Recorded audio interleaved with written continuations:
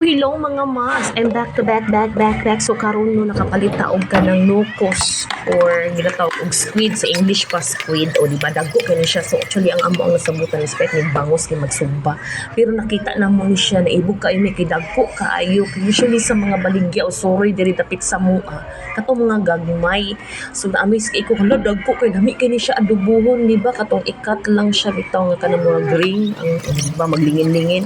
So mo na day na siya oo di ba kung yung ginapakita sa inyo nga dagko jud kaayo so tawgon na nato ang pinaka-master mo limpyo ug nukos. O mo na ni siya di ba? Tayo kay siya Try lang. Bitaw so mo na siya kay ako man gyud magbantay bata ra gyud ko so kaning kids gara gyud ba siya. Siya gyud ang maglimpyo, magluto na dayon. So kato ako pasikat lang gud ako first video no. So limpyo na siya. So among nasabutan nga ang isa among isugba or i-grill ang duha among i-adobo so matik na din taluto pa overcook so ani to ang pinakalami nga sugba no kanang overcook gid siya o ready na siya sawsaw din pak o adobo o sige na ra kasi po so wala na ako na detail tong giunsan niya pagluto mga lamas diaras kinabuhi basta kay gutom na bye.